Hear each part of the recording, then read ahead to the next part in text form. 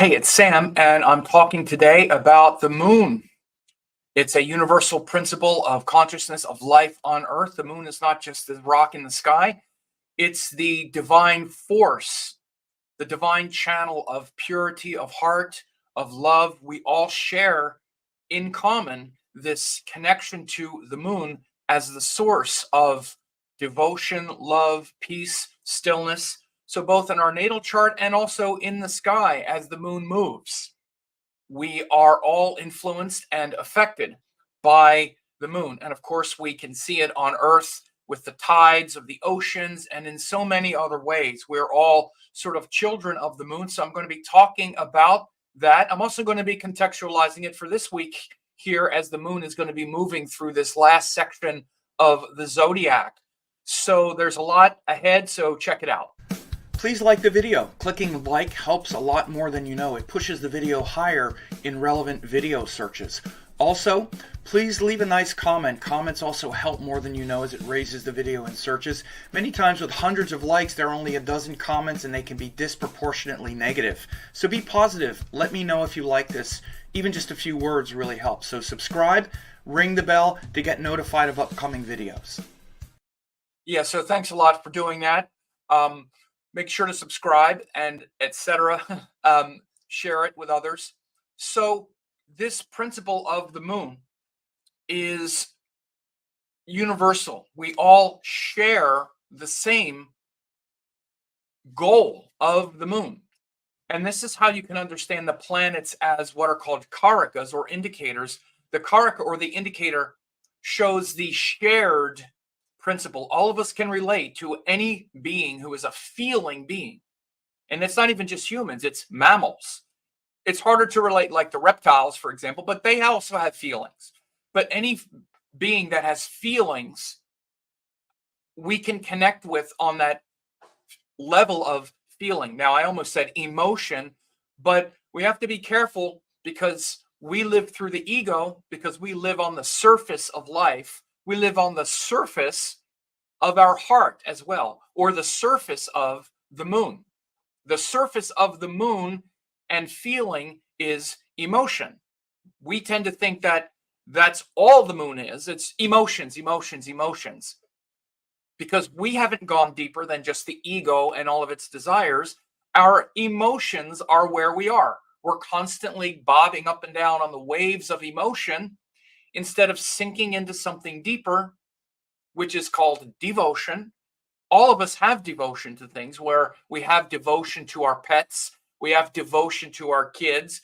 We have devotion, maybe like me, to our work, where we love it more than what we get from it. Even though we do get something from it, we're devoted to it. We're devoted to our gurus, hopefully. Hopefully, we're not just involved with gurus because we get something. If it is, then there might be some devotion, but it's also a transaction, and that's different. So these aspects of the moon are what I'm going to be talking about. And as you can see, there is a source here where it shows down here, it says this image says abounding in Vatta and Kapha and filled with knowing is the moon of round body, O twice born, auspicious looks of sweet speech, fluctuating and lovesick. That's a lot, right? And this is right from Brihat Parashara Horasastra, the great treatise on Vedic astrology. And it shows the different aspects of what's called Sankhya philosophy, which are common in Ayurveda and yoga. Vatta and Kapha means water and wind. One of the main ways to analyze the nature of the moon is how close it is to the sun. That determines whether it's more watery or more windy. Also, filled with knowing. Knowing is that depth of the heart where there's knowing. Think about it. That's different than the emotions where there isn't knowing. I don't know. I don't know. I don't know. I feel this. I don't know. Knowing is I do know. It doesn't mean you can explain it. Explain how you know that you love your cat or your dog. How do you know? Well, you don't have to explain it. It's knowing. We're all filled with knowing. on the level of the moon. Intuitive knowing, we call it intuition. And by the way, a lot of what we call intuition is not intuition, it's emotion. This, I always trust my intuition is always right. No, it isn't.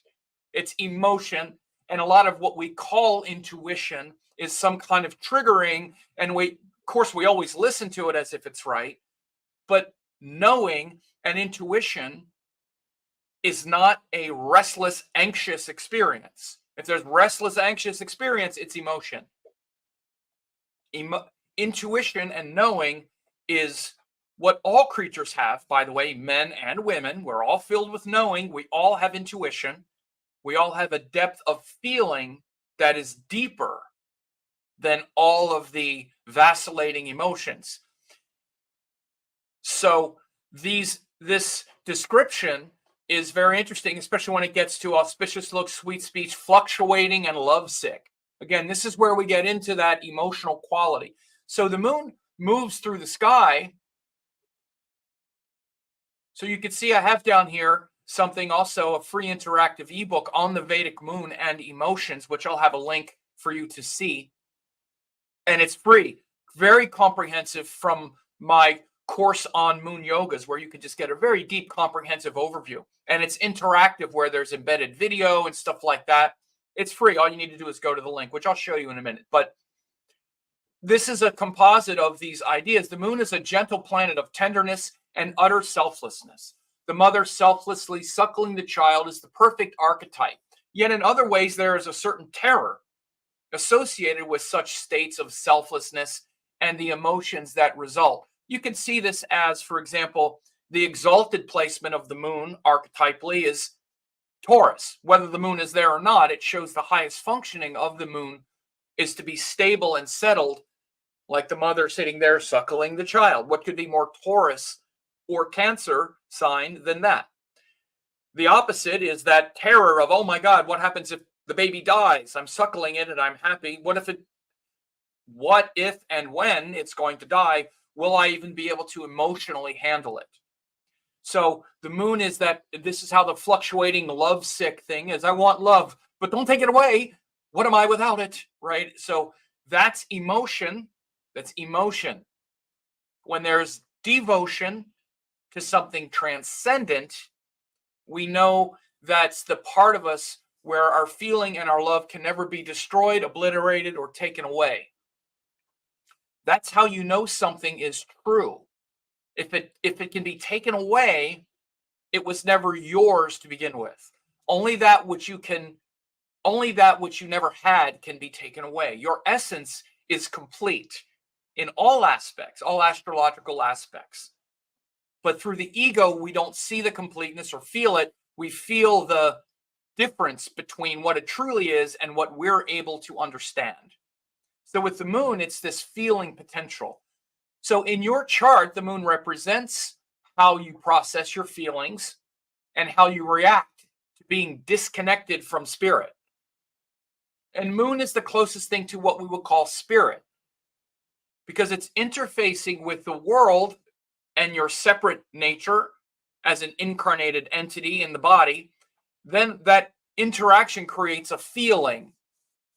On the surface, they're called emotions, but when you go deeper, it connects to spirit, intuition, and eventually connects to the sun, the Atman, which is what you're longing to merge.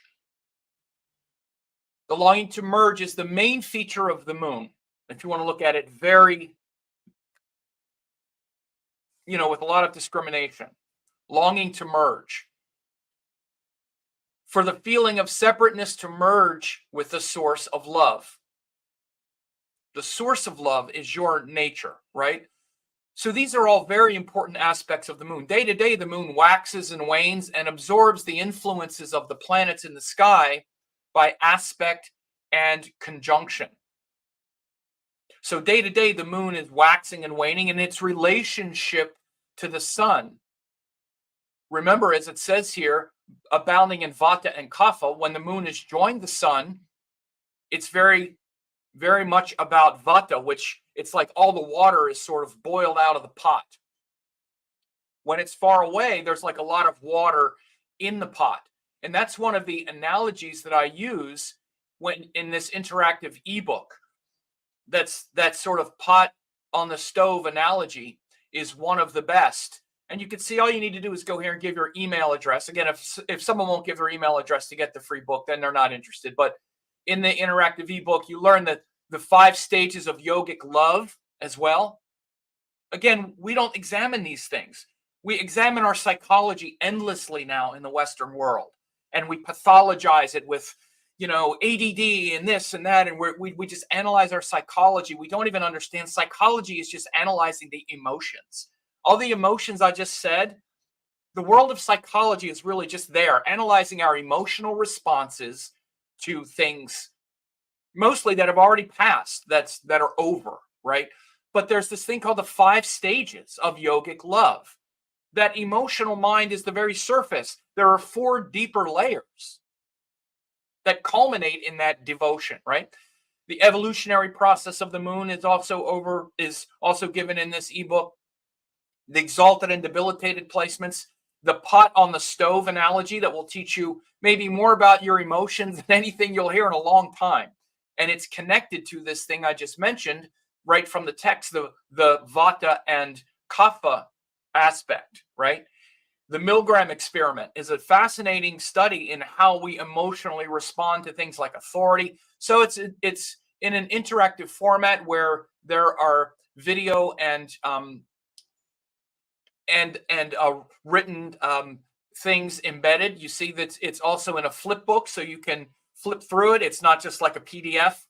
So again, this technology really allows me to, give things like this. So check out the link and check out this ebook. I'm sure you'll really like it. But back to what I was saying, as the moon goes through the sky, it absorbs all of these influences, right? And this week, for example, the moon is in Capricorn. The first part of the week, it goes through Capricorn, which is ruled by Saturn. So it brings this seriousness, focus, introspective, reflective nature, and this is a collective aspect. Like I said, it's a collective thing that we're all experiencing. Because again, we all have a collective experience with all the planets, but it comes in a personal way also. That's both. We're both part of the whole and experiencing it individually. So like if you have planets in Capricorn, then the moon's also going over that aspect of your nature, that aspect of your nature that is serious and blah, blah, blah. That's ruled by Saturn. But then he's going to continue, the moon, and I say he because all the planets are actually masculine. They activate a force. Chandra, the deity of the moon, was masculine. The nakshatras are the feminine. So even the feminine planets, the planets that bring about feminine energy, the moon and Venus, are masculine in energy because they're activating the feminine force. That would be Chandra and Shukracharya. That's the moon and Venus. So the moon continues this week, and it'll then go over Saturn. We'll all feel the moon in Saturn's sign, going over Saturn in Aquarius. Again, this is a collective thing that we'll all feel. That'll happen, later this week. It'll be like Thursday and Friday. And then Saturday and Sunday, the moon will be going over Mars and Rahu in Pisces. This is a very important section of the zodiac. This section of the zodiac is where our karmas are finishing so we feel the pressure of time mounting as our karmas are finishing when the moon goes through Capricorn, Aquarius, and Pisces.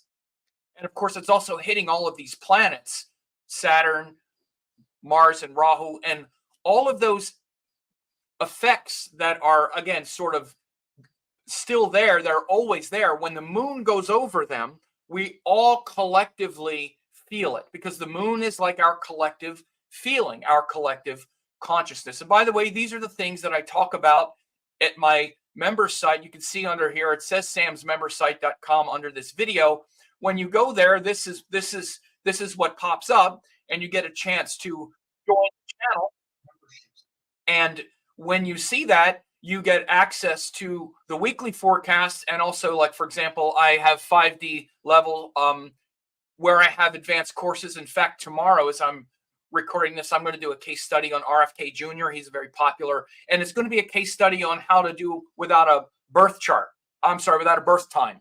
But you can see I actually analyzed every week. I analyze the week ahead where I track the moon moving through this zodiac like I just did. And then I also do the Vedic week ahead, because in Vedic astrology, the moon is also changing nakshatras. It's changing tithis. Its brightness and darkness is getting changed.